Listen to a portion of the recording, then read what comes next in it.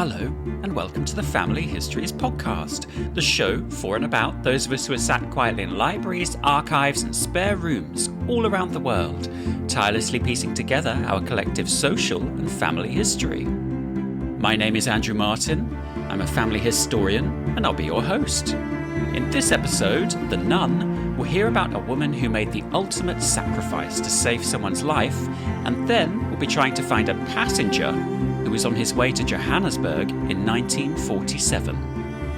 So, put down that old indenture, grab a cuppa, and let's meet our guest.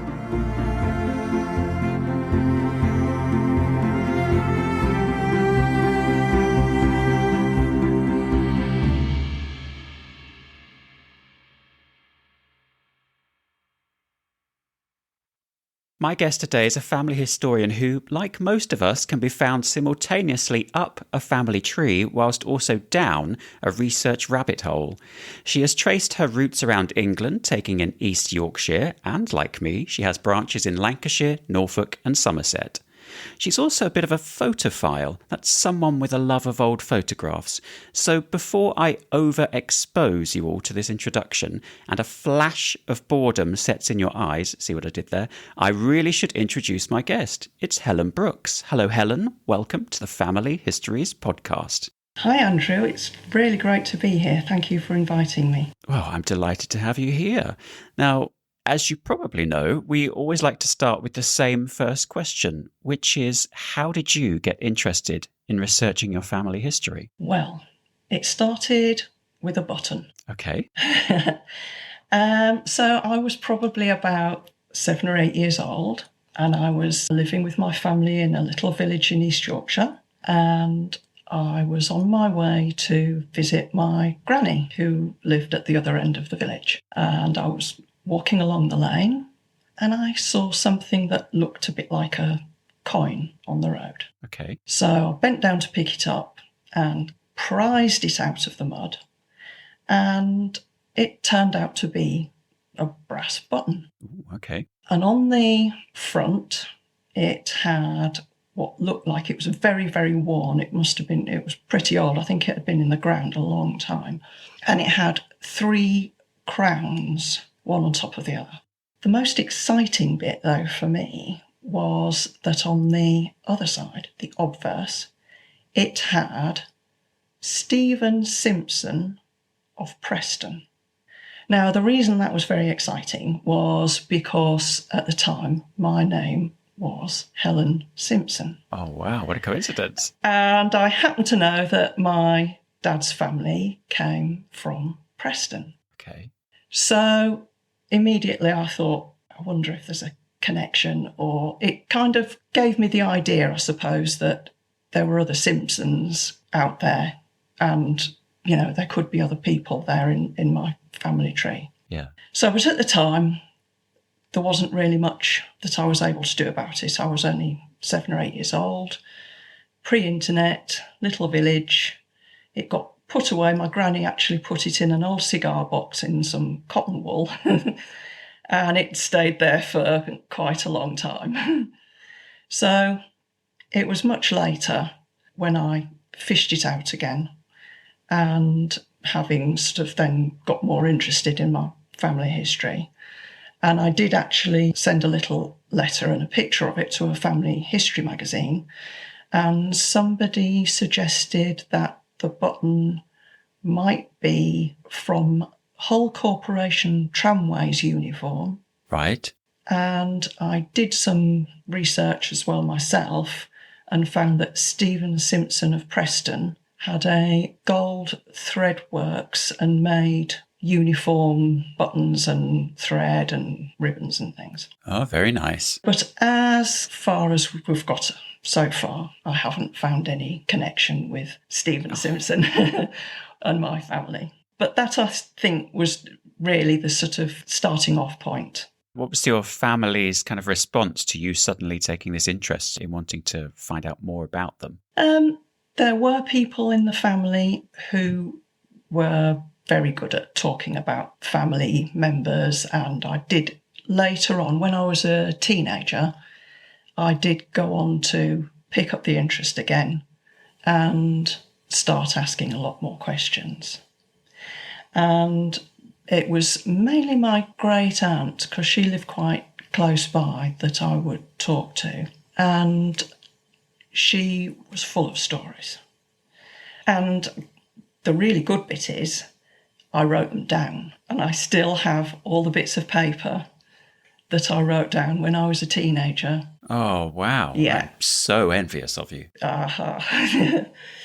And I even, at one point, I wrote some questionnaires and sent them out to family members, to grandparents. So that has been proved really helpful since I've really got back into doing my own research. But it was my great auntie. She was Florence Enid Carmichael. We knew her as Auntie Nini, and she had lots of stories about the Carmichael family, who were, as far as I knew, from Hull. Yeah. So she told me about great uncle Bill, who was a lighter owner or a marine engineer. They travelled a lot, and he was married to Emma, and Auntie Nini said that they were full of fun. Okay. And whenever she went round to their house, there was always a lovely smell of cooking, and they had a parrot that sat on a perch in the living room. Okay. And when she went round, bearing in mind she was only a little girl at the time, the parrot would say, "I'm watching you." Oh, not creepy at all. No, and they were terrified. So another one of her stories, Uncle Jack, he was married to Aunt Lizzie. According to Auntie Nini, she was half Russian, but I later found out that her father was actually from Finland. Right, okay. And Uncle Jack was their father's brother. And I think he was a bit feckless, and she says she remembers him asking father for money on Monument Bridge. So there's lots of little snippets like that. Doris Palmer, another one of her cousins, she was an opera singer with the Carl Rosa Opera Company. Very impressive. Yeah. And she said she was married to a man called Haydn, which I thought, well, that's a likely story. Seemed a bit improbable. He was a cellist, apparently, in the orchestra. Right, okay. So, using all of bits of information, I did eventually find Doris Palmer married to Haydn, or maybe it's Hayden, I don't know. But there he was. So she was close. But another one of her stories was about John Carmichael. She said he was in the East India Company. She said, I've got it written down actually in her own handwriting. At the age of 90, I seem to have always known this. So at the time, I kind of took that on board. That was true. So slightly embarrassing, because I took myself off to the India Office Library in London. I found a John Carmichael who was in the East India Company, and I found a marriage to a Matilda B. And when I asked her, she said, "Oh yes, Matilda B. Yes, that sounds right." This was about 1770. So of course then I thought, well, I've got to do the proper research and go back. Yeah, it's always good to go and look at the actual records. So going back in time through my Carmichael line, yep. And I got to my 4 times great-grandfather, William Carmichael, who was born in 1795, so we're quite sort of close. He was a waterman born in Doncaster. And his father also was William, and he was also born in Doncaster. I'm starting to think maybe there's been a bit of a mistake here. Yeah. So my William, the first William, my 4 times great-grandfather, I did find an interesting story about him in a newspaper article in which he'd been put in prison for publishing seditious libels against the Hull Corporation. Oh, okay. That sounds juicy. Yeah. It turned out, though, that he couldn't actually read or write. Oh. There's a slight flaw in that charge, I think. Yeah. And his wife was left with 3 children, and they were pretty much penniless. Yeah. So it was starting to look like this story about John Carmichael in the East India Company, a successful merchant, around the same time. I'm thinking, maybe that's not quite right. But that is certainly the first lesson, surely, of family history, is whatever a 90-year-old great aunt tells you is not necessarily fact, and always check it out for yourself. There's no smoke without fire, and you've certainly got some of those examples, but then sometimes time perhaps can embroider some stories into something a little bit more elaborate than they really are. So Yeah. Mm-hmm. I think what might have happened, she did tell me that father had engaged a solicitor right. to do the family tree. Okay. I think there was some question as to that there might have been some money involved that they might have been able to get their hands on, but that didn't turn out to be. But maybe this chap had just made a mistake in his own research and taken the wrong path. So before you went on this journey of writing down all of these stories, or maybe after you did that, and you started to verify some of these against public records, did you have many records within the family that you could use? No, there weren't very many actual records or even photos on that side of the family. They tended to move house a lot. Oh, okay. And my mother said that at one point there was a drawer full of photographs, and then another time she went and visited and they'd all disappeared. And I think because they moved house, they tended to have big clear outs. And so unfortunately, a lot of things didn't get passed down. That's a shame. So mostly it was my own research and using public records. What sort of record is your favourite type to research with? Well, not so much a record, I suppose, but a resource. Okay. It's got to be the newspapers. Yeah, I do love the newspaper stories. And there's just so much that you can glean from them. But obviously, those pesky rabbit holes are just waiting to swallow you up, and you can very easily get taken down a different path. But they have to be one of my favourites to look at. I've got one of my great aunt's ancestors, who I did find in a newspaper article. So there I was, researching the husband of my 3 times great-grand-aunt, as you do. And he was Captain Wilkinson, who was the master of a steamship called the Zamis, which sailed between Hull and Rouen.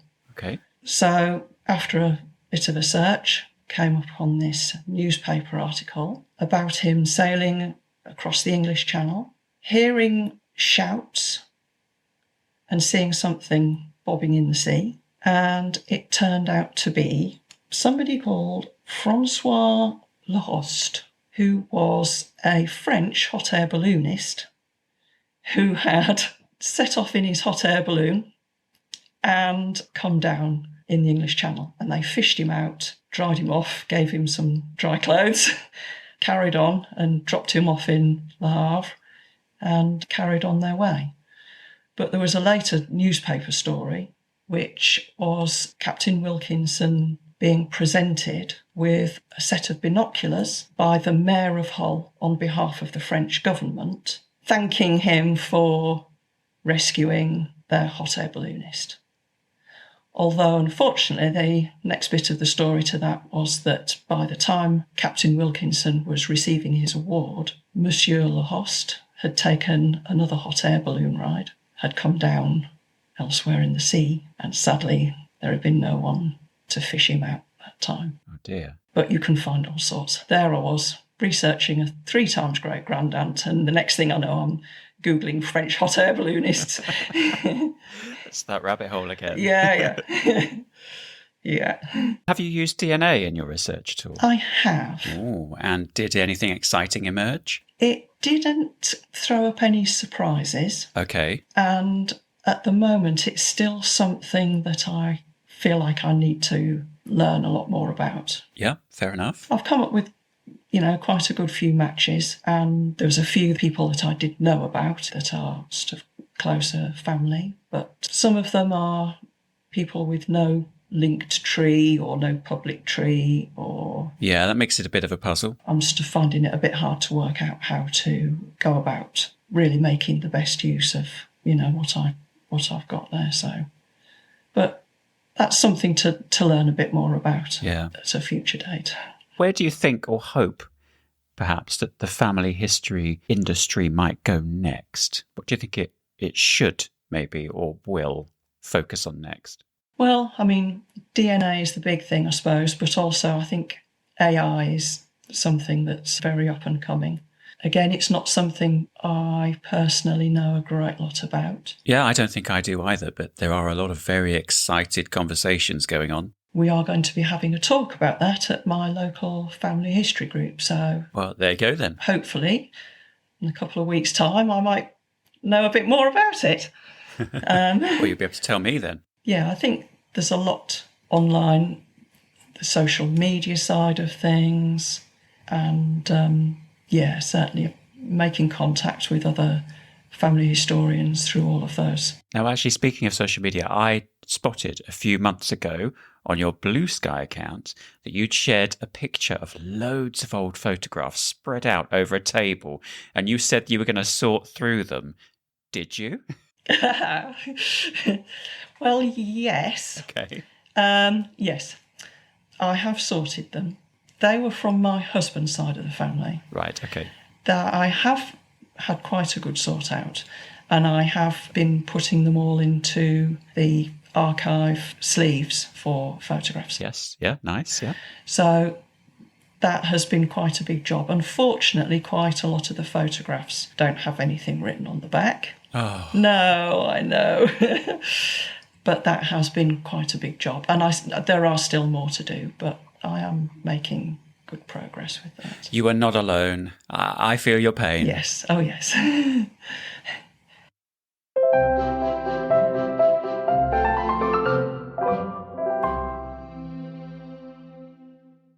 When you're researching your family tree, it can feel like you're trudging through a census trail of Aglab, Aglab, Aglab, Aglab, and, well, Aglab. But whilst that might seem a little dull, if you scratch the surface and learn more about their daily lives, you might just uncover something more fascinating. With this in mind, it's time for my guest to pick one of their ancestors and then tell their life story.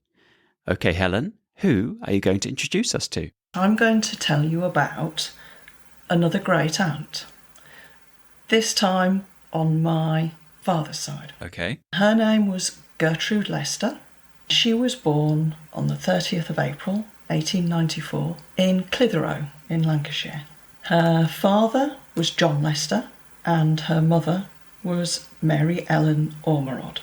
And Gertrude was the second child with 4 siblings, 2 girls and 2 boys. And the younger of the girls was my grandma. Right, yep, got it. Her father, John Lester, was a tape sizer in a cotton mill. That was a very specialised job, according to my grandma. I can't quite imagine what it is. It's putting the size or finish on cotton threads so that when they go through the weaving process, they are less likely to snap and break. Yeah, that does sound pretty important. Yeah. So another thing about him was that he was a very devout Catholic. So the family were brought up as Catholics. Okay. So going back to Gertrude, in the 1901 census, the family are living Salt Hill Terrace in Clitheroe, and she's just 6 years old. And in 1911, the family have moved to Preston, and she is described as a weaver in a cotton mill. But 2 years later, 1913, she enters a convent in Liverpool. And the order of nuns is Les Filles de la Sagesse, which, as you would expect, it's a French order of nuns. It started in the early 1700s and came over to this country in 1891. So she enters the convent, as I say, in 1913. Yeah. And becomes a postulant. And then a year later, a novice. And then in 1915, she takes her vows to become a nun.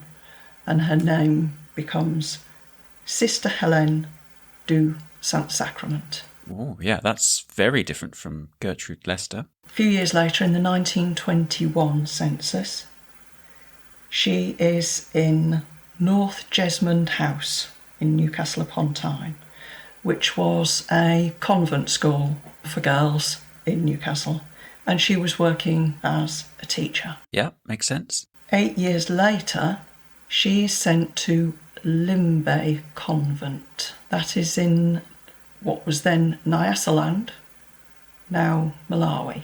She was the 13th FDLS nun to arrive there, and she was a teacher in the school. Okay. I don't really know a great lot about her work there, what she was doing, apart from just knowing that she was a teacher in the school.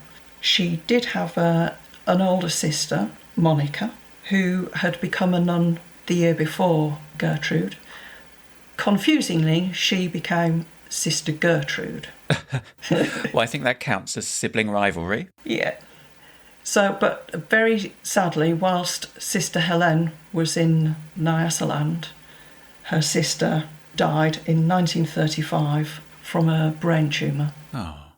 In 1936, and I have a letter that Sister Helene sent to my grandma, who was her younger sister, and that was to congratulate her on the birth of a fine son who was my dad. So she was still out there in Nyasaland, doing her work.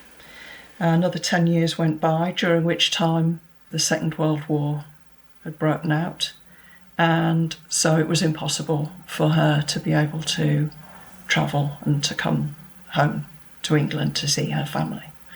So it wasn't until 1946 that she was able to come back. And so in the August of that year, she and the Mother Superior travelled by plane, and I have Sister Helene's typewritten journal pages describing in quite good detail the journey that they took. She described seeing animals like zebras and giraffes and hippos, and she says Reverend Mother was so captivated by the beauty that she laid aside her knitting to have a look. Wow, I think that's quite an endorsement. Quite, yes.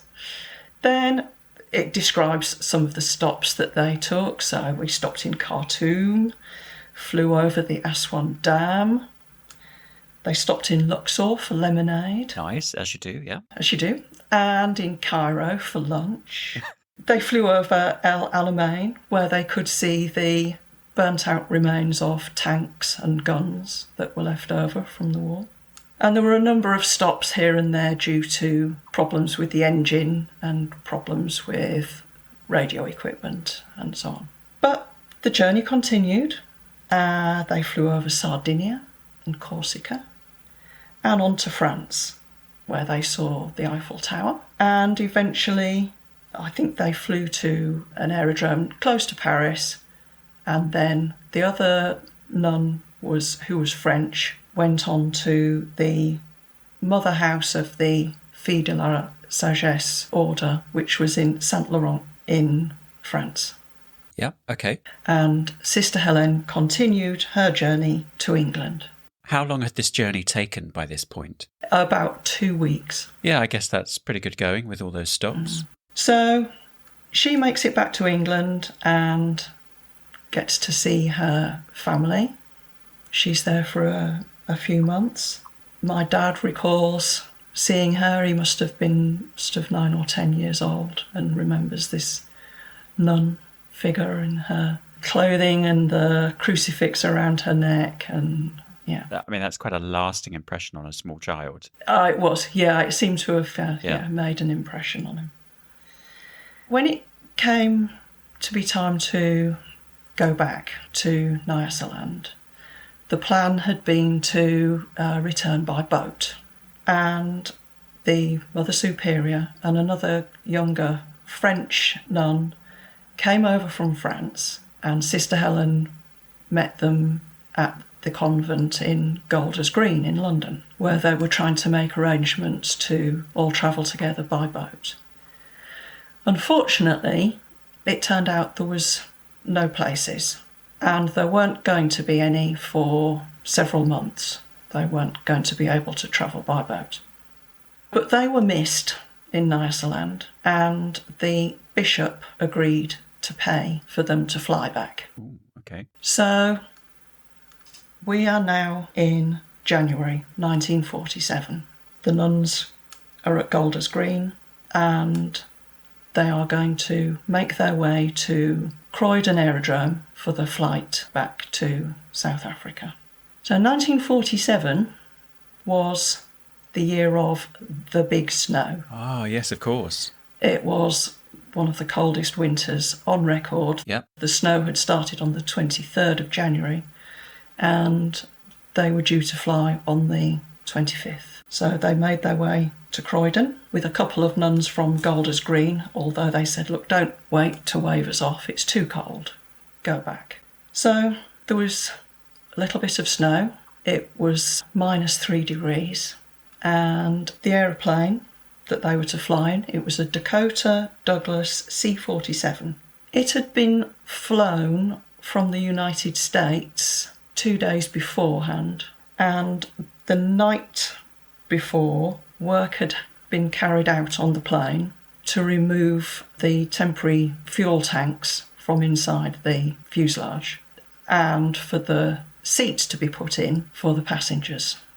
There were 5 crew, including the captain, Ted Spencer, who had bought the plane and who had stayed up all that night removing fuel tanks and putting seats in. Okay, this is all very last minute. Yes. And there were 18 passengers travelling, including the 3 nuns. There was also a young family and a number of other people travelling for various different reasons, going to see family or travelling on business.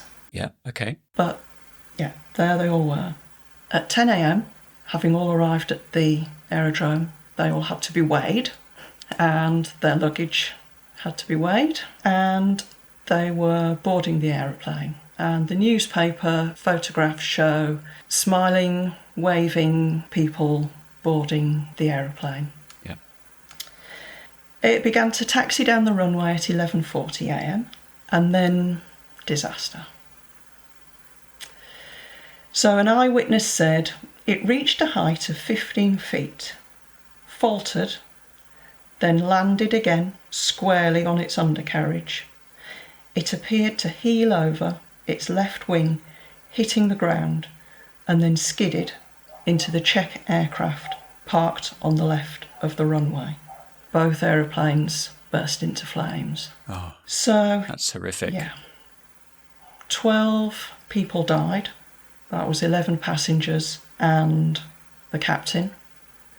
And that included all three of the nuns. But the newspaper reports show that Sister Helene was seen at the door of the aircraft, and she pushed a man out before returning inside the aeroplane to try to save some of the other passengers. Oh my goodness. Yeah. Very, very courageous thing to do. Yeah, definitely. So, obviously, yes, this is a huge tragedy, and the news filtered through very gradually to all of the other nuns. The nuns at Golders Green, obviously, soon heard about it. The nuns at the convent in Saint Laurent in France were the next to hear, and it was 2 days later before the news got through to the convent in Limbay, where they had it confirmed that the 3 nuns had all died in the crash. So, yeah, very, very tragic story. I've been very fortunate in the records that I've been able to find. I mean, I was given by my uncle some of the original newspapers from the time, and they all carried the story. I also got in touch with the archivist at the Mother House in Romsey in Hampshire, that's for this country, and he was able to share quite a lot of information about the nuns there, and he also shared the journal of the nuns from the convent in Limbe, which is very sad reading because they are writing, it's like in real time, so you're getting their excitement at the news that the nuns are returning and they're coming back after sort of such a long time, and then they hear the news and it's still sort of filtering through and being confirmed sort of days later. He also put me in touch with French archive in the Vendée region, which holds the records for the Saint Laurent convent, and they have a quarterly bulletin of the FDLS which had details of the crash and obituaries of the nuns. Obviously that was all in French, so I know a little bit of French, but it also helped that my mum had been living in France for 30 years and had recently come back to England. And this was during the first COVID lockdown, so I thought, here's a nice little project. You can translate. Translate, please, yeah. I was also in touch with the historic Croydon Airport Trust, and they shared with me the civil aircraft accident report, amongst other bits of information. And they have a visitor centre. I haven't been yet, but it's definitely somewhere else I'm hoping to go to. And a number of letters of condolence that were sent to my grandma from a variety of people, really. And also a Facebook group, the Zimbabwe and Rhodesia history, and they were able to give me a lot of information about, particularly about the pilot, Ted Spencer, who was from near Victoria Falls. So a lot of information pulled together, really, to be able to tell the whole story. But there's a little afterword. So having done various sort of Google searches, one of the things that came up was a newspaper article from 1970 something. Okay. From Croydon. So obviously the Croydon Aerodrome had closed down not very many years, I think, after the crash had happened. And on the site, the Roundshaw housing estate had been built in the 1950s. Okay. And this newspaper report from the 1970s reported people saying that they were seeing nuns, ghostly nuns, walking through their walls. So I don't know, am I the only family historian to have an ancestor who has been sighted after, as a ghost? I mean, how do you feel about that? Well, yes. Yes, sceptical, obviously, but yeah. From the civil aviation investigation, which I'm sure was quite thorough. It was, yeah. What was their conclusion? I think the main conclusion was that it was down to the weather. Okay. There was a lot of ice on the wings, although I think pilot error also featured. Perhaps a combination of the two, maybe. A combination of the two, yeah. I think he was quite keen to get off that morning in his slot, and he didn't sort of necessarily wait for all of the necessary checks and things that should have maybe happened. So, but I think the weather was, certainly strongly featured in that as well. Wow. Well, what an incredibly sad story. But thank you, Helen, for sharing the story of Gertrude Lester, later known as Sister Helene. But I think it's now time for you to face the brick wall.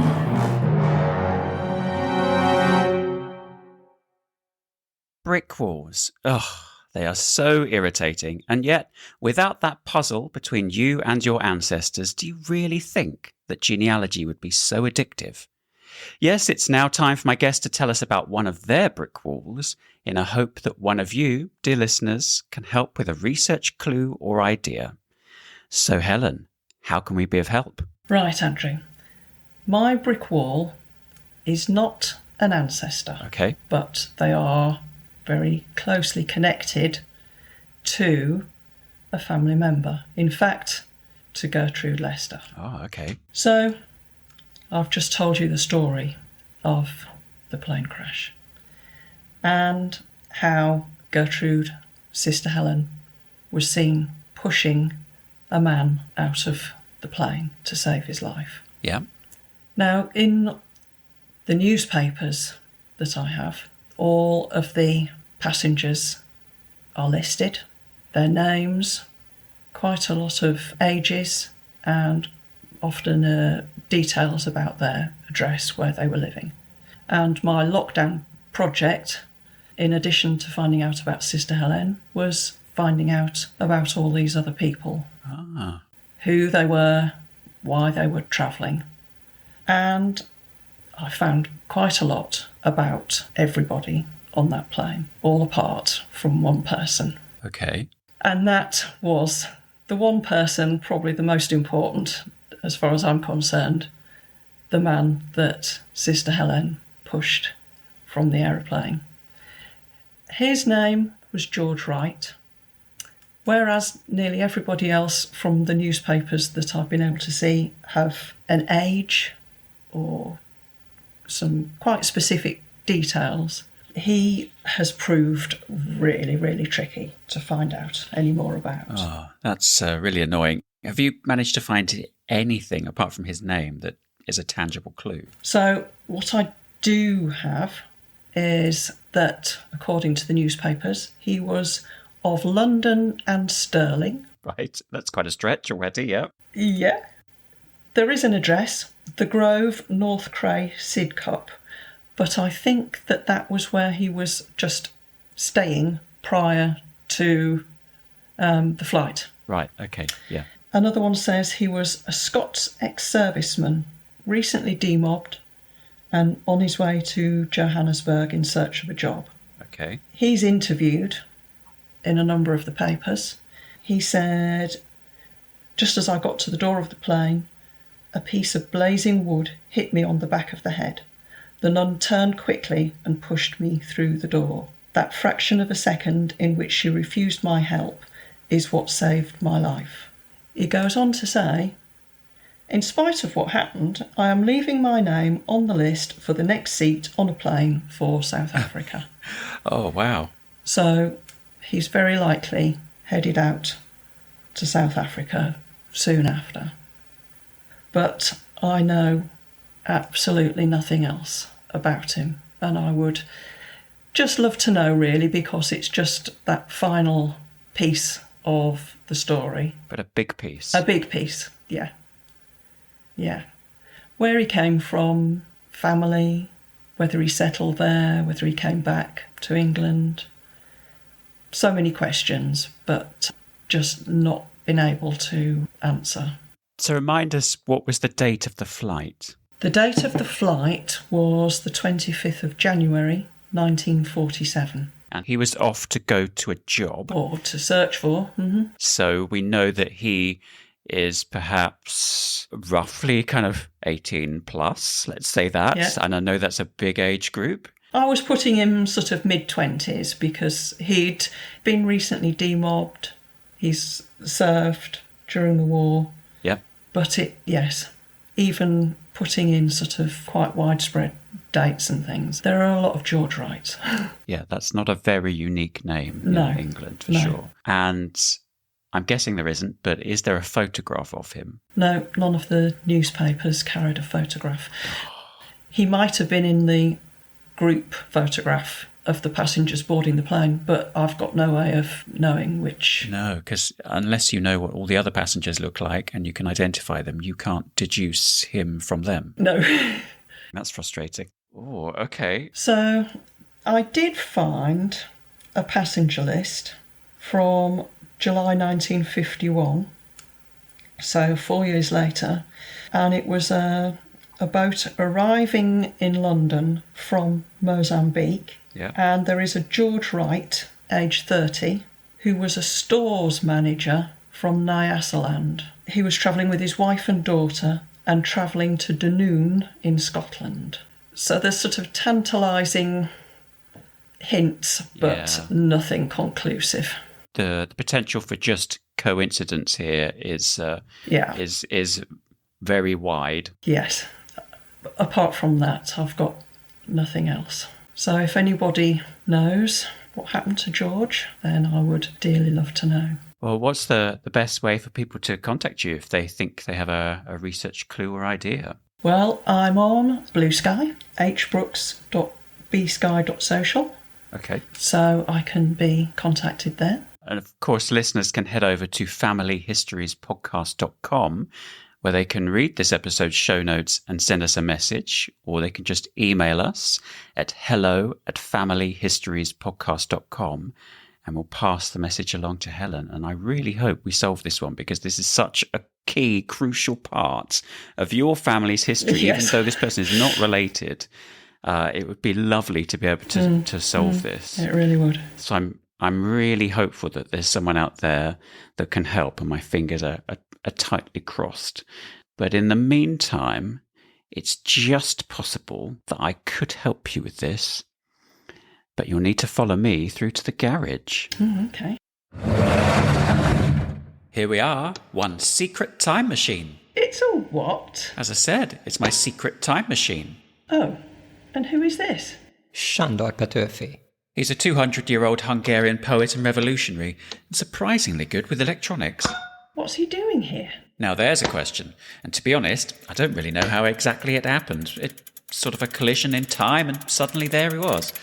Don't tell Hungary, though. They'll want him back. Oh, I see. So does this thing work? Sometimes. Not helpful, Sándor. Ouch! Yes. It's a highly technical and scientifically calibrated piece of equipment that works very well, thank you. And I like to treat my guests to a little trip back in time so that they can try to solve that brick wall for themselves. So, how about it? That would be amazing. Perfect. Well, if you sit just over there, then Sándor and I will get everything set. Now, what's the best date and place for you to go back to? Okay, I think it'll have to be the 25th of January 1947, Croydon Aerodrome, and hopefully I'll be able to find George. Yeah, I had a feeling you might say that. This is not going to be easy, and it's potentially dangerous too, but I think... It's all set. Oh, yeah, you're right. Oh, well done, Sándor. Helen, you need this. What's that? It's your temporal beacon. Just press this big button on the top when you need to come home, and you'll be back in a flash. I was going to ask about that. Thanks. Great. Well, here we go. Helen Brooks, thank you, goodbye, and good luck. You want good news or bad news? Good. She's at the airport. Bad? 10:30 p.m. Previous day. Oh, well, I'm sure it's not the first time she's been delayed in an airport. The Family Histories podcast was presented and produced by me, Andrew Martin. My guest was the awesome Helen Brooks, with John Spike as Sándor Petőfi. If you've enjoyed this episode, then why not share it with all your friends, or even your enemies? We really don't mind. Thank you for listening.